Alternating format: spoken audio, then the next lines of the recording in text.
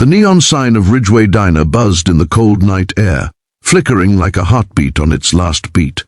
Inside, the Friday rush had finally slowed, leaving only the sound of forks clinking and the soft hum of country music bleeding through old speakers. Emma Hale, 28, wiped her hands on her apron, her hazel eyes tired but still gentle, the way they always were after a long shift. She wasn't the type to complain. She'd grown up tough, learned to take people as they were, and serve them with a smile whether they deserved it or not. But some customers didn't just test your patience, they stretched it until it snapped.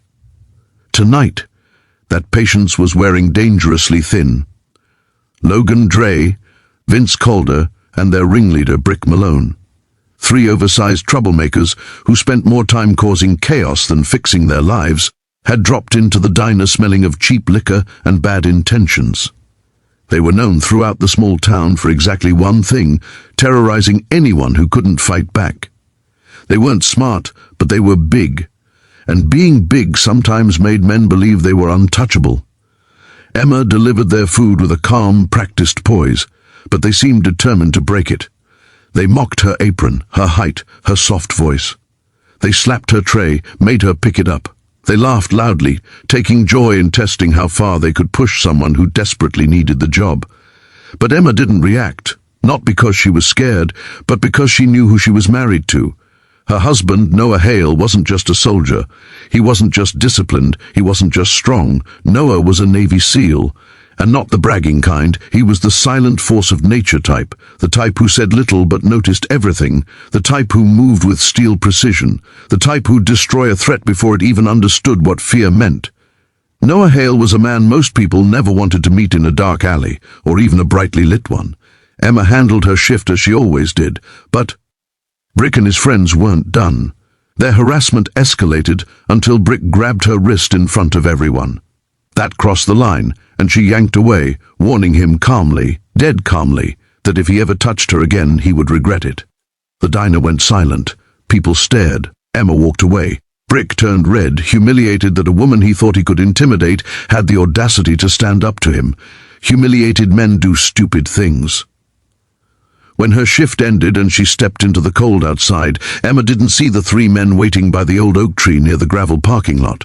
She didn't see the rope, the duct tape, the ugly smirk plastered across Brick's face. They came at her from behind.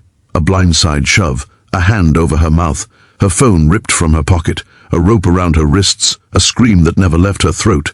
Within seconds she was tied to the tree, wrists above her head, her cheek pressed to the rough bark. Her breath turned white in the freezing air. Brick got in her face, breath thick with beer. "You think you can embarrass me in my town?" he growled. "You think anyone's coming for you at this hour?" Vince added, laughing. "Let's teach her a lesson," Logan muttered. But even tied, even freezing, Emma wasn't afraid. She'd lived through worse with Noah. She'd seen oceans swallow boats, seen training break the strongest men alive. She'd listened to his stories of survival, watched him recover from injuries that would have ended other men. And she remembered what he taught her. Never let fear think it has power over you. Her voice didn't tremble. "You boys just made the biggest mistake of your lives." Brick smirked. "Yeah? Why's that?" Emma twisted her wrist. They forgot one thing. They taped her phone to her jeans before tossing it aside. She could still hit emergency dial with a quick slide of her finger. The call connected. 1 ring, 2 rings, and then the quiet, deadly voice she knew better than her own. "Em, you okay?" Brick's smile faltered when he heard the voice crackling from her pocket speaker. Emma didn't shout. She didn't sob. She whispered, "Noah."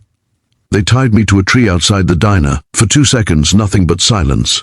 Then that voice changed. Low, controlled, lethal. "Stay exactly where you are. I'm coming." Emma closed her eyes as Brick ripped the phone away and stomped it into the dirt. The men laughed again, thinking they'd won, thinking help was hours away. But Noah was already in the truck, already speeding, already burning through the night with a fury they couldn't begin to understand. Because a SEAL doesn't ask questions when his wife is in danger. A SEAL doesn't negotiate. A SEAL eliminates the threat, and by the time the men shoved Emma's shoulder and walked off to grab more rope, they still didn't realize they hadn't tied up a weak woman. They had triggered a storm, and that storm had just hit the highway, coming straight for them.